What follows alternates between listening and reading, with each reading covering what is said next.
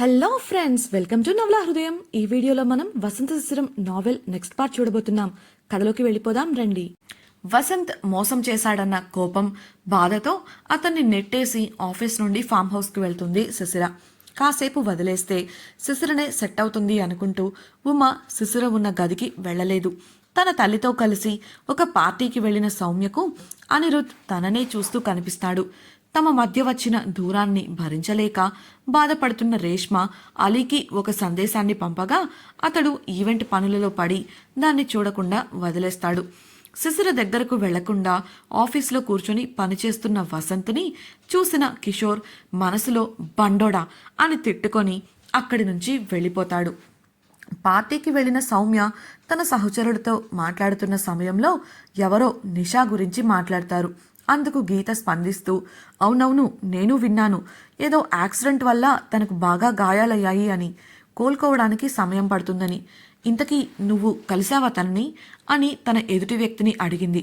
అందుకు ఆమె, వెళ్ళాను, కానీ తను ఎవరినీ కలవడానికి ఇష్టపడటం లేదు. ఆఖరికి తన తల్లిదండ్రులను కూడా గదిలోకి రానివ్వడం లేదట. తను గది నుండి బయటకు రావడం లేదట. ఆంటీ వాళ్ళు చాలా బాధపడుతున్నారు అని బాధగా చెప్పింది ఆ స్నేహితురాలు. అందుకు గీత, సో సాడ్, తను త్వరగా కోలుకోవాలి అని అనగా అంటూ సౌమ్యతో, మనం ఒకసారి వెళ్ళి కలుద్దామా సౌమ్య అని అడిగింది. అందుకు సౌమ్య, తనకు ఇలా జరగడం బాధాకరం. తనే చెప్తుంది కదా నిషా ఎవరినీ కలవడానికి ఇష్టపడటం లేదని. అలాంటప్పుడు ఎందుకు వెళ్ళి ఆమెను ఇబ్బంది పెట్టడం? తనకు సమయం దొరికితే తనే త్వరగా కోలుకుంటుంది. ఆ తర్వాత వెళ్ళి కలుద్దాం అని చెప్పడంతో, అది నిజమే, మంచి ఆలోచన సౌమ్య అంటూ సమర్థించింది గీత. సౌమ్య ఆకలిగా అనిపించి స్నాక్స్ కోసం బఫెట్ ఉన్న ప్రాంతానికి వెళ్ళి తనకు కావలసిన పదార్థాలను వడ్డించుకోవడం మొదలుపెట్టింది. అలా జరుగుతున్న సమయంలో ఆమె ముందుకు ఎవరో ఒక కేక్ను పెట్టారు.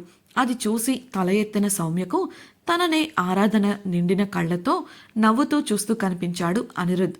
హాయ్ సౌమ్య, తీసుకో, నీకు బ్లూబెర్రీ చీజ్ కేక్ అంటే చాలా ఇష్టం కదా అని సౌమ్యకు ఆ కేక్ను అందించబోయాడు.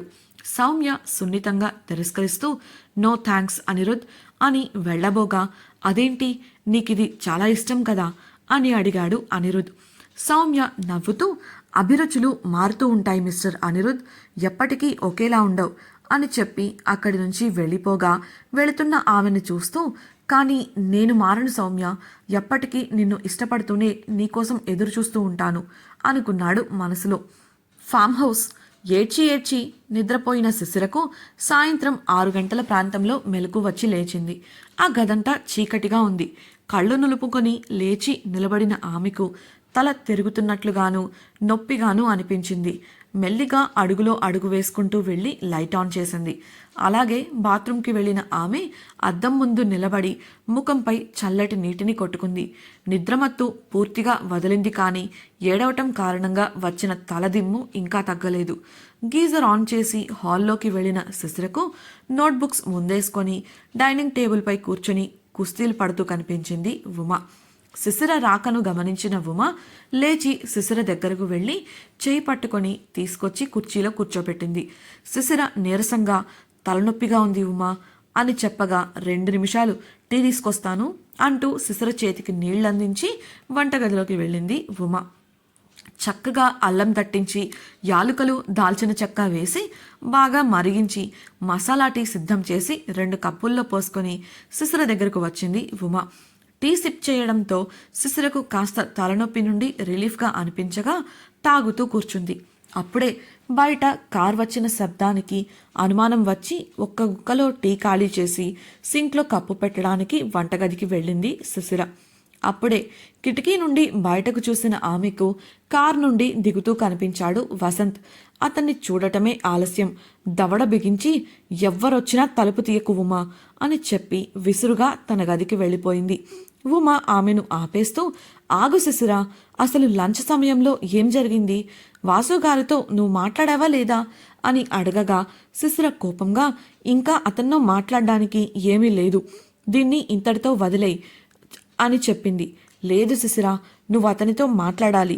వద్దనుకుంటే వదిలేసుకోవడానికి మీరు వేరే ఏ బంధమో కాదు, తాళితో ముడిపడిన వివాహ బంధం. ఒకసారి ఆలోచించవే అని ఉమ అనగా పొంగుకొస్తున్న దుఃఖాన్ని ఆపలేక ఏడ్చేస్తూ ఉమని హత్తుకుంది శిశిర. గట్టిగా ఏడుస్తూ, నా వల్ల కావట్లేదు ఉమా, ఆయనను నేను నమ్మాను, ఆయన ఇలా మోసం చేస్తారని ఎప్పుడూ అనుకోలేదు, ఆయన అందరిలా కాదు అనుకున్నాను, కానీ అంటూ ఇక మాట్లాడలేక వెక్కిళ్ళు పెడుతూ ఏడ్చేసింది శిశిర. ఎంత కంట్రోల్ చేసుకుందాం అనుకున్నా ఆమె వల్ల కావడం లేదు. కొంతసేపటికి మనసు తేలికపడగా ఉమకు దూరం జరిగి, నాకు చిరాగ్గా ఉంది ఉమా, నేను స్నానం చేసొస్తాను, అతను వస్తే మాత్రం తలుపు తీయకు, కరాఖండిగా చెప్పేసి స్నానానికి వెళ్ళిపోయింది శిశిర. దీర్ఘంగా నిట్టూర్చి తమ కోసం డిన్నర్ సిద్ధం చేసే పనిలో పడిపోయింది ఉమ. స్నానం చేస్తున్న శిశిర మనసు కుదుటపడే వరకు షవర్ కింద నిలబడి ఎప్పటికో స్నానం పూర్తి చేసుకొని బయటకు వచ్చింది. అప్పటికి ఉమ వంట పూర్తి చేసుకొని వచ్చి గదిలో కూర్చొని బట్టలు మడత పెడుతూ కనిపించింది. మనసాగక తను వెళ్ళిపోయారా ప్రశ్నించింది శిశిర. ఎవరు రాలేదు శిశిర, నువ్వెవరినో చూసి వాసుగారు అనుకొని ఉంటావు అని ఉమ బదులివ్వగా, లేదు ఉమా, నేను చూసింది ఆయన్నే అని అనుమానంగా చూస్తూ వంటగదిలోకి వెళ్ళింది. కిటికీ నుండి బయటకు చూడగా వాసు కార్ ఇంటికి ఎదురుగా పార్క్ చేసి కనిపించింది. శిశిర పక్కనే నిలబడిన ఉమ కూడా ఆ కారును చూస్తుంటే, ఇది వాసుగారి కారే ఉమా, నేను ఖచ్చితంగా చెప్పగలను అని అంతలోనే, అయినా అతని గురించి నాకెందుకు అంటూ విసురుగా హాల్లోకి వెళ్ళింది. గదిలోకి వెళ్లబోతున్న శిశిర చేయి పట్టుకొని ఆపేసింది ఉమ. శిశిర అయోమయంగా చూస్తుంటే, ఉమా, నేనొకటి అడుగుతాను, నాకు నిజం చెప్తావా, నిజం మాత్రమే చెప్తావా శిశిర అని అడిగింది ఉమ. ఏంటి అనుమానంగానే మెల్లిగా అడిగిన శిశిరను, నువ్వు వాసుగారిని ప్రేమిస్తున్నావా సున్నితంగా ప్రశ్నించింది ఉమ.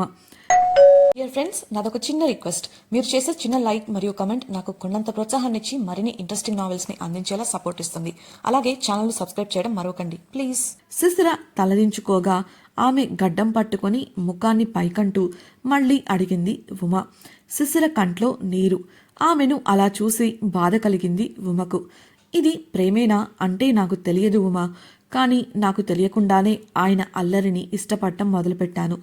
ఆయన చూపులను మాటలను మర్చిపోలేకపోతున్నాను. ఆయనకు ఏదైనా అయితే ఇక్కడ బాధగా ఉంటుంది అంటూ గుండెను చూపిస్తుంది శిశిర. శిశిర అలా చెప్తుంటే ఉమ కళ్ళల్లో నీళ్లు తిరిగాయి. శిశిర తన కన్నీళ్లను తుడుచుకుంటూ, అసలు నాకే ఎందుకు ఇలా జరుగుతుంది నేను అంటూ చెప్పలేక ఆగిపోయింది. కాసేపటికి స్థిమితపడి, ఎన్ననుకున్నా ఏం లాభం, వదిలే, ఇలాంటివి నాకు కొత్త కాదు కదా అని వెళ్ళబోతుంటే డోర్ బెల్ మ్రోగింది. వెళ్లేదల్లా ఆగి అటువైపు చూసిన శిశిర ఉమ్మతో, నాకు నన్ను మోసం చేసిన వారితో అయినా, చేయాలని చూసిన వారితో అయినా ఎలాంటి సంబంధం లేదు అని దృఢంగా చెప్పేసి గదిలోకి వెళ్ళిపోయింది. ఉమ ఆమె వెనుకే వెళ్ళి, అది కాదు శిశిర, ఒక్కసారి ఆయనతో మాట్లాడి చూడు, అసలేం జరుగుతుందో తెలుస్తోంది కదా అని అనగా, ఏం అవసరం లేదు, నన్ను కాసేపు ప్రశాంతంగా వదిలే, మరో అబద్ధం చెప్పి మళ్ళీ నాకు సర్ది చెప్పాలని చూస్తారు అంది శిశిర. ఉమ ఆ గది నుండి బయటకు వచ్చేయగా శిశిర తలుపు లోపల నుండి గడియ పెట్టుకుంది. ఇలాంటి విషయాలకు పిచ్చిగా ఆలోచించి ప్రాణాలు తీసుకునేంత బలహీనమైన మనస్తత్వం కాదు శిశిరది. ఆ నమ్మకంతోనే ఉమ కాస్త ధైర్యంగా ఉంది. డోర్ బెల్ పదే పదే మోగుతుండటంతో చిరాకెత్తి విసురుగా తలుపు తీసింది ఉమ. ఎదురుగా నిలబడిన వసంత్ని చూడగానే ఆమె ధైర్యం సన్నగిల్లింది. అతడు లోపలికి రావాలని చూస్తుంటే ధైర్యం అరువు తెచ్చుకొని మరీ అతనికి చేతులు అడ్డుగా పెట్టి అడ్డగించింది. వసంత్ కోపంగా ఒక చూపు చూడగానే కళ్ళు చేతులు వాల్చేసి నేల చూపులు చూస్తూ కోపంగా, మీరు చేసింది చాలేదా, దాన్నెందుకు ఇంకా ఇంకా ఇబ్బంది పెడుతున్నారు, అది మీకేం అన్యాయం చేసిందని అని ప్రశ్నించింది. నీకు సమాధానం ఇవ్వాల్సిన అవసరం నాకు లేదు అన్నట్లు చూసిన వసంత్ ఆమెను దాటుకొని, శిశిరా శిశిరా అంటూ పెద్దగా శిశిరను పిలుస్తూ లోపలికి వెళ్ళాడు. గదిలో ఉన్న శిశిరకు ఆ పిలుపు వినిపించినప్పటికీ ఏమీ పట్టనట్లు కూర్చోగా అక్కడ ఉన్న 2 గదులలో శిశిర ఎందులో ఉందో అర్థం కాక మొదట మధు వాళ్ల గది తలుపు తీయడానికి ప్రయత్నించాడు వసంత్. అది తెరుచుకోవడంతో ఇక ఖచ్చితంగా శిశిర 2వ గదిలోనే ఉందని నిర్ణయించుకొని ఆ గది తలుపు దగ్గరకు వెళ్ళి నిలబడ్డాడు. తలుపు తీసేసిరా, నేను నీతో మాట్లాడాలి అంటూ తలుపు తెరవడానికి ప్రయత్నించాడు వసంత్. కానీ అది లోపల నుండి గొళ్ళెం పెట్టి ఉండడంతో తెరుచుకోలేదు. పైగా శిశిర లోపలే ఉందని కన్ఫర్మ్ అయింది. ఆమె మొండితనం గురించి తెలిసిన వాడే, శిశిర నువ్వు లోపలే ఉన్నావని నాకు తెలుసు, నేను నీతో మాట్లాడాలి. నా మీద కోపం ఉంటే కొట్టో లేక తిట్టో తీర్చుకో, అంతేకాని ఇలా అలిగి కూర్చొని ఏడవకు ప్లీజ్, కాస్త సున్నితంగానే అర్థిస్తున్నట్లు అన్నాడు వసంత్. కానీ లోపల నుండి ఎలాంటి రెస్పాన్స్ లేదు. అయితే వసంత్ అన్న మాటలకు ఉమ ఆశ్చర్యపోయింది. అంత పెద్ద కంపెనీకి సీఈఓ అయ్యుండి శిశిర కోసం ఇంతలా దిగివచ్చాడా అనిపించింది. తన చుట్టూ ఉన్న వారిని ఒక్క చూపుతోనే వణికించే అతడు శిశిర దగ్గర తగ్గి ఈ విధంగా బ్రతిమిలాడటం ఏంటా అనిపించింది. అతని మాటలు సున్నితంగానూ ప్రేమగానూ ఉన్నాయి తప్ప వాటిలో ఇసుమంత కూడా అహంకారం, నాటకీయత కనిపించలేదు. బహుశా అతని ప్రేమ నిజమేనేమో అన్న అనుమానం మొదలైంది ఆమెకు. ఏం జరుగుతుందో చూద్దాం అన్నట్లు మౌనంగా ఓ పక్కన నిలబడింది. వసంత్ తలుపు కొడుతూ, ప్లీజ్ శిశిరా, కనీసం నేనిలా ఎందుకు చేశానో అడగాలని కూడా లేదా? మధ్యాహ్నం నేను నీతో అలా సరదాగా మాట్లాడాను, ఊరికే ఏడిపిద్దామనుకున్నాను, కానీ నువ్వింత సీరియస్గా తీసుకుంటావు అనుకోలేదు. ప్లీజ్ శిశిరా, నన్ను నీతో మాట్లాడనివ్వు అన్నాడు సున్నితంగా. అతని మాటలకు కోపం, బాధ ఎక్కువవుతుంటే లేచి వెళ్లి విసురుగా తలుపు తీసింది శిశిర. మన మధ్య మాట్లాడుకోవడానికి ఏమీ లేదు, ఇక మీరు వెళ్ళొచ్చు దృఢంగా చెప్పి వసంత్ ముఖంపై తలుపుని విసురుగా వేసేసింది శిశిర. వసంత్కు స్పందించే సమయం కూడా లేదు. ఇక వసంత్ మృదువుగా మాట్లాడితే కుదరదు, చెప్తా అని మనసులో అనుకుని, శిశిర నేను నీతో మాట్లాడాలి, నువ్వొస్తావా లేదంటే నన్ను లోపలికి రమ్మంటావా కటువుగా అన్నాడు. అతని ముఖం ప్రసన్నంగా ఉన్నా అతని స్వరంలో కోపం తొంగి చూసింది. ఆ మాటకు ఉమ కూడా కాస్త ఉలిక్కిపడింది. వసంత్ మళ్ళీ మాట్లాడుతూ, నువ్విప్పుడు నాతో రాకపోతే నేనేం చేస్తానో నాకే తెలియదు, వస్తున్నావా లేదా? ఇంకాస్త కటువుగా వచ్చింది అతని స్వరం. తప్పు చేసింది కాక అతడే బెదిరిస్తుంటే అంతకంతకు కోపం పెరిగిపోయింది శిశిరకు. కొట్టాలన్నంత ఆవేశంతో తలుపు తెరిచి బయటకు వచ్చింది. వెంటనే ఆమె చెయ్యి పట్టుకున్న వసంత్ ఆమెను బయటకు తీసుకెళ్తుంటే, వదలండి, నేను నీతో రావడానికి రాలేదు అని విడిపించుకోవడానికి గింజుకుంటుంది శిశిర. నేను రమ్మన్నాను, వచ్చావు, అంతకు మించి ఇంకేముంటుంది, రా అంటూ బయటకు తీసుకెళ్తుంటే, నేను రానని చెప్తే అర్థం కాదా? నాకు మీతో రావడం ఇష్టం లేదు, నన్ను మోసం చేసేవారికి నేను దూరంగా ఉంటాను, దయచేసి వదలండి అంటూ వసంత్ చెయ్యి నుండి తన చేతిని విడిపించుకోవడానికి ప్రయత్నించింది శిశిర. ఇవన్నీ మనం మాట్లాడుకోవడానికి కదా రమ్మంటున్నా, మౌనంగా నాతో రా అంటూ ఇంకో అడుగు ముందుకు వేసిన వసంత్ చేతిపై గట్టిగా కొరికేసింది శిశిర. రాక్షసి అంటూ ఆమెను వదిలి చేతిని చూసుకున్న వసంత్కు శిశిర కొరికిన చోట 2 పళ్ళు దిగబడి రక్తం వస్తూ కనిపించింది. అప్పటికి కూడా అతని ముఖంలో చిరునవ్వు తగ్గలేదు.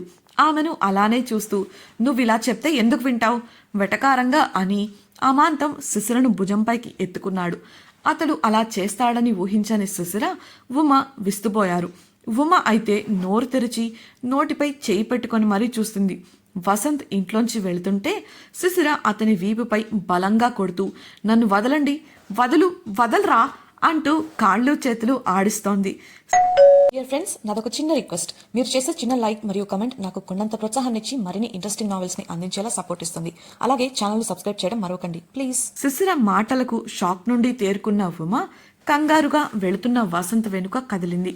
ఆగండి, ఏం చేస్తున్నారు మీరు, తనని వదలండి అంటూ వసంత్ వెనుకే వెళ్లి గబుక్కున అతడి ముందుకు వెళ్లి అడ్డుగా నిలబడి చెప్పింది. వారు అప్పటికే ఇంటి బయట ఉన్నారు. ఆమె వంక అసహనంగా చూశాడు వసంత్. ఇప్పుడు ఏం జరగబోతోంది? వసంత్ ఉమను ఏమైనా చేస్తాడా, లేక ఉమనే వసంత్ ఏమైనా చేస్తుందా? ఉమ శిశిరను వసంత్ నుంచి కాపాడగలదా?